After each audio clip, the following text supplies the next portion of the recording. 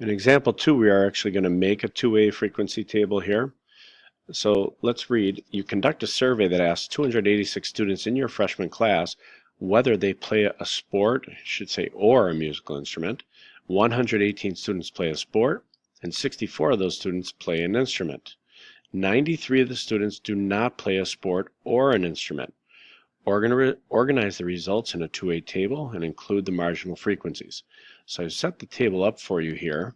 The first thing we have to do is we have to determine what are the categories in my two-way table. Well, if you look here, it said 286 students play either a sport or a musical instrument. And then they talk about, in this case, whether or not they play a sport and whether or not they play an instrument. Okay, so what we are going to do for our categories here is in one category, we are going to put a sport, and then another category, we are going to put instrument. So let's say I put sport down here, and all this is about, if you read it carefully, is just whether they do or do not.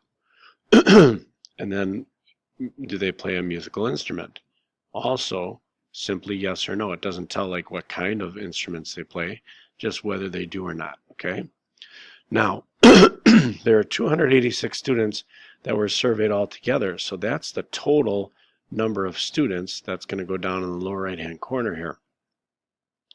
Now, 118 students play a sport. So sport, yes, 118 students do play a sport. 64 of those students also play an instrument. So of the 118 that play a sport, 64 of them also play an instrument. Then it says 93 of the students do not play a sport or an instrument. So 93 are no on both. Now from this information, we should be able to fill in the rest of the table.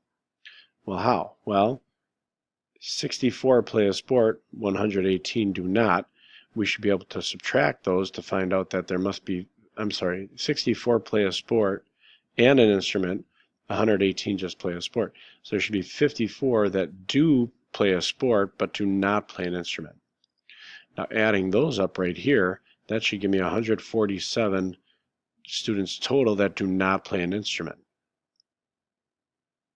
From there, I can tell that if 286 students altogether and 118 of them do play a sport, then that leaves us with 168 that do not play a sport. Subtracting that from 93, you are going to get, I believe, 75 here that do not play a sport but do play an instrument. Finally, adding those up, 139 students total that do play an instrument, okay? And again, it's important that you can not only make this table, but you understand and can verbalize what each of those numbers represents. Okay, good luck with that.